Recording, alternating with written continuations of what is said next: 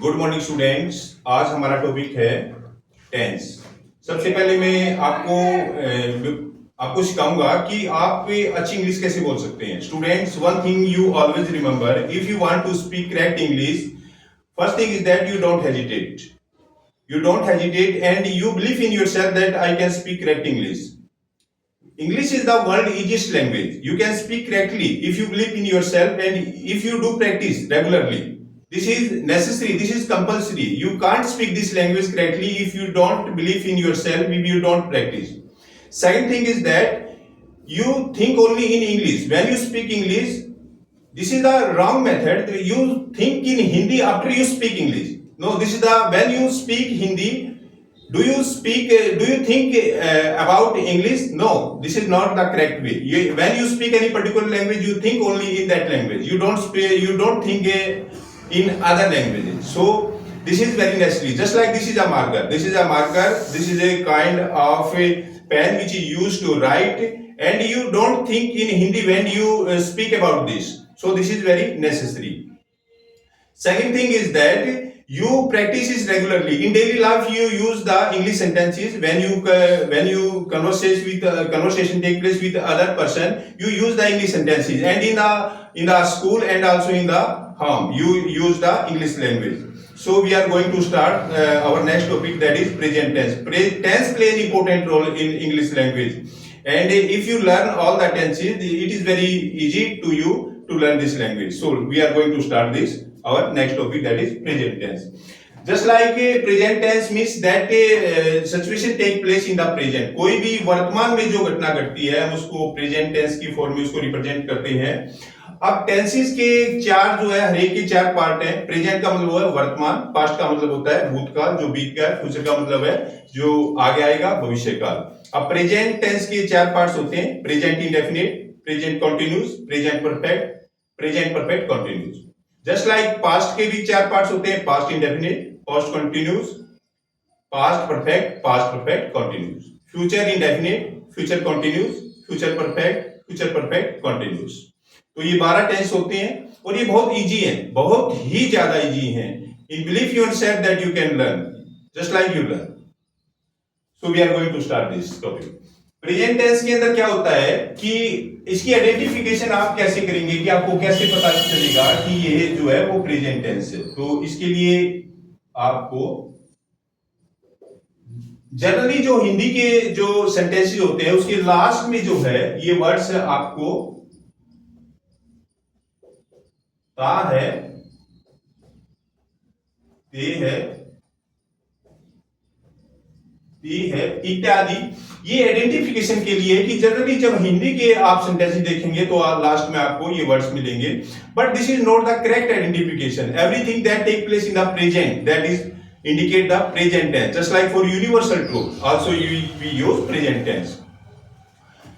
अगर affirmative sentence है तो उसमें क्या आपका किस प्रकार से आप सेंटेंस को इंग्लिश में जो है वो ट्रांसलेट करेंगे?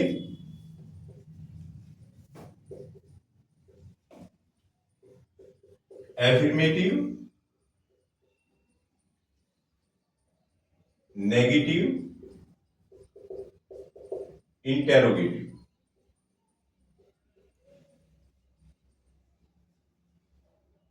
इंटेरोगेटिव आप किस प्रकार से जो है वो सेंटेंस बनाएंगे?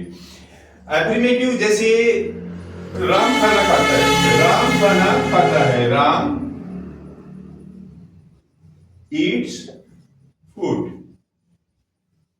इसका जो आप किस प्रकार से इसको करेक्ट जो है वो सेंटेंस इसको कंस्ट्रक्ट करेंगे? अगर आपका जो सेंटेंस है वो अफर्मेटिव है और सब्जेक्ट आपका क्या है? थर्ड पर्सन सिंगुलर है। Third person singular means he, she, it, या कोई प्रॉपर नाउन है, कोई नेम है, प्रॉपर नाउन है। तो इसमें क्या होता है कि वर्ब की फर्स्ट फॉर्म के साथ आपने एस या ईएस का यूज करना है। अगर अफर्मेटिव सेंटेंस है और आपने सब्जेक्ट देखना है, सब्जेक्ट क्या है? सब्जेक्ट अगर थर्ड पर्सन सिंगुलर है, एक वचन है, तो उस कंडीशन में वर्ब की फर्स्ट फॉर्म के साथ आपने एस या ईएस का यूज करना है। जस्ट लाइक अगर कहते हैं मैं खाना खाता हूं, आई ईट फूड, अब इस सेंटेंस में एस या ईएस हमने यूज नहीं किया। इसका क्या रीजन है? क्योंकि जो सब्जेक्ट है वो फर्स्ट पर्सन है। अगर सब्जेक्ट आपका फर्स्ट पर्सन है, सेकंड पर्सन है या थर्ड पर्सन बहुवचन है, प्लूरल है, तो उस कंडीशन में वर्ब की फर्स्ट फॉर्म के साथ एस या ईएस का यूज नहीं होता। I am talking about the affirmative sentence. अब जैसे आई ईट फूड, तुम खाना खाते हो, यू ईट फूड। अब इस सेंटेंस के अंदर भी वर्ब की फर्स्ट फॉर्म के साथ एस या ईएस का यूज हमने नहीं किया। उसके पीछे क्या लॉजिक है, क्या कारण है? क्योंकि हमने सब्जेक्ट को देखा है। अगर आपका सब्जेक्ट जो है वो फर्स्ट पर्सन है, सेकंड पर्सन है, जैसे आई, वी, यू, दे, क्योंकि आई, वी ये फर्स्ट पर्सन होते हैं, यू सेकंड पर्सन है, दे थर्ड पर्सन है, लेकिन ये प्लूरल फॉर्म में है। तो इसमें क्या होता है कि वर्ब की फर्स्ट फॉर्म के साथ एस या ईएस का यूज नहीं होता है। सेकंड थिंग इज दैट कि जो यूनिवर्सल ट्रूथ होती है, just like earth revolves around the earth, round the sun. Earth जो होती है वो सन के चारों तरफ जो है रिवॉल्व करती है। ये यूनिवर्सल ट्रूथ है। Just like all the universal truth, just like 2 and 2 makes 4, the water boils on 100 degree Celsius temperature. जितनी भी यूनिवर्सल ट्रूथ होती है वो प्रेजेंट टेंस में होती है। हम एफर्मेटिव सेंटेंस में अगर आपका सब्जेक्ट थर्ड पर्सन सिंगुलर है तो वर्ब की फर्स्ट फॉर्म के साथ एस या ईएस का यूज होगा। अगर आपका सब्जेक्ट जो है वो फर्स्ट पर्सन है, सेकंड पर्सन है या थर्ड पर्सन बहुवचन है, तो उस कंडीशन में वर्ब की फर्स्ट फॉर्म के साथ एस या ईएस का यूज नहीं होता है। अब नेगेटिव सेंटेंस के रिगार्डिंग आप लीजिए कि नेगेटिव सेंटेंस को आप कैसे कंस्ट्रक्ट करेंगे। जैसे राम खाना नहीं खाता है, तो इसमें क्या आ जाएगा? Ram does not eat food, eat food. इस सेंटेंस में जो है वो डज नॉट हेल्पिंग वर्ब का यूज होगा। हेल्पिंग वर्ब डज नॉट का यूज कब होगा? जब आपका जो सब्जेक्ट होगा वो थर्ड पर्सन सिंगुलर होगा। जैसे राम ये जो है ये प्रॉपर नाउन है, तो इसमें क्या होगा? हमने डज नॉट का यूज कर दिया। अगर मान लीजिए ही है, शी है आता इसमें, या और कोई किसी का नाम है, या इट का यूज होता है, तो इन सभी के अंदर जो होता है वो negative sentence, I am talking about negative sentence, तो इसमें डज नॉट का यूज होता है।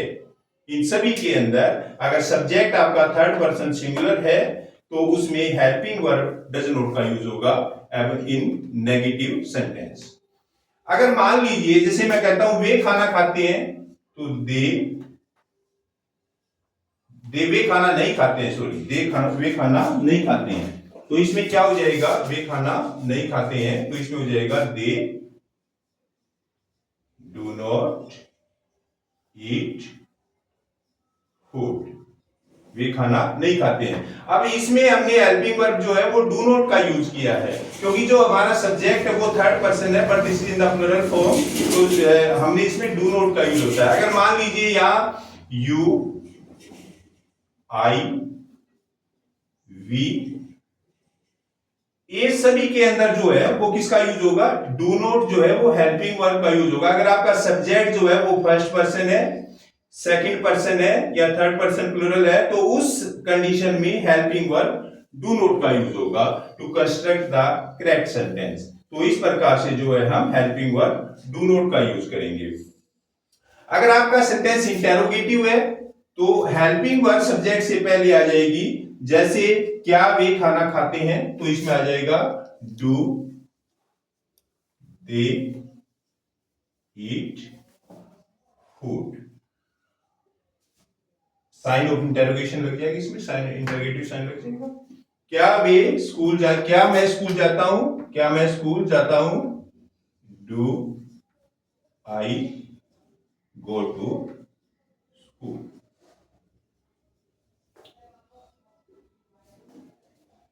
क्या वह पानी पीता है? Does he drinks water, does he drink water. तो इसके अंदर हमने डज क्यों यूज किया, क्योंकि जो है वो सब्जेक्ट जो है वो थर्ड पर्सन सिंगुलर है, इसमें हमने डू यूज किया क्योंकि जो सब्जेक्ट है वो फर्स्ट पर्सन है, तो इस प्रकार से हमने उसमें डू का यूज किया।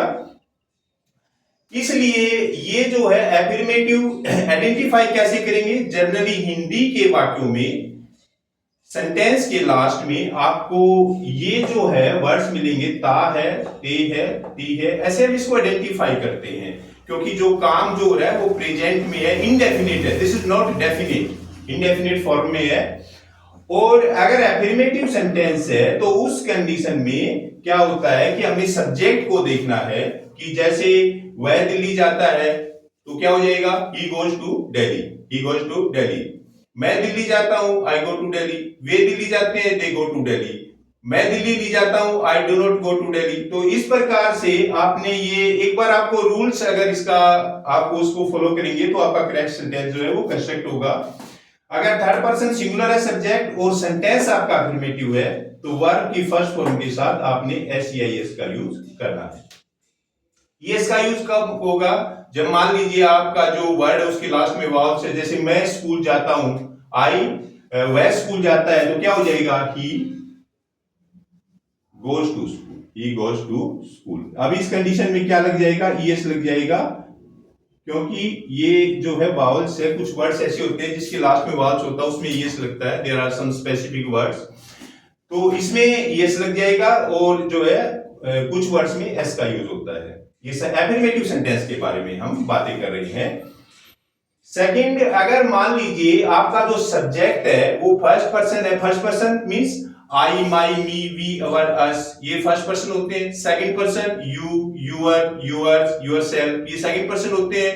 Third person he, she, it, they, their, them, themselves. जैसे मैं आपको पढ़ा रहा हूं तो मैं फर्स्ट पर्सन हूं, आप पढ़ रहे हैं, आप सेकंड पर्सन है, और अगर पास से कोई गुजर रहा है, हमारी जो teaching take place any person, तो हमारी टीचिंग को जो ऑब्जर्व कर रहा है that is third person. He, she, it, any name, they, वो थर्ड पर्सन हो जाएगा क्योंकि हम teaching take place and he is going to observe our teaching, he is third person. I teach you, I am first person and you are listening what I am going to teach you, you are second person, and third person he is going passing over and is observing our teaching, that is third person, yes। तो आपने इस पर ध्यान रखना है। अगर negative sentence है, negative sentence में आपने कैसे उसको ऑब्जर्व करना है। अगर नेगेटिव सेंटेंस है और जो सब्जेक्ट है वो थर्ड पर्सन सिंगुलर है, जैसे राम खाना खाता है, तो राम नेम है, प्रॉपर नाउन है, तो इसमें हेल्पिंग वर्ब डज नॉट आ जाएगा, डज नॉट ईट फूड, तो इसमें जो है थर्ड पर्सन है। अगर वह खाना खाता है, वह खाना नहीं खाता है, he does not eat food, वह खाना नहीं खाती है, she does not eat food, तो इस प्रकार से जो है इसमें डज नॉट आ जाएगा। अगर जो सब्जेक्ट है वो आपका फर्स्ट पर्सन है, जैसे वे खाना खाते हैं, वे खाना नहीं खाते हैं, they do not eat food, तुम खाना नहीं खाते हो, you do not eat food, मैं खाना नहीं खाता हूं, I do not eat food, वे खाना नहीं खाते, they do not eat food, तो इसमें डू नॉट का यूज हो जाएगा। It is very easy, you know very well that English is the world easiest language and you can learn it easily if you think in English. When you speak any sentence, then you only think in English. This is the biggest mistake, that when we speak English we think in other language. If you speak Hindi, in that condition you think in English? No, never. We think only in Hindi. And the second thing is that you practice daily. You speak in your house atmosphere, in the school, just like in school you use daily English. This is not very difficult, it is very easy, just like this is a table, this is a chair, this is a tree, that is a fan, that is a fan. I am doing my homework, please help me, please give me your coffee, I want to complete my homework. I am going to complete my work, just like you daily use, you don't hesitate. Second thing is that you don't hesitate. If you hesitate, you never speak this language, and you practice daily. If you practice makes a man perfect, you know very well about it.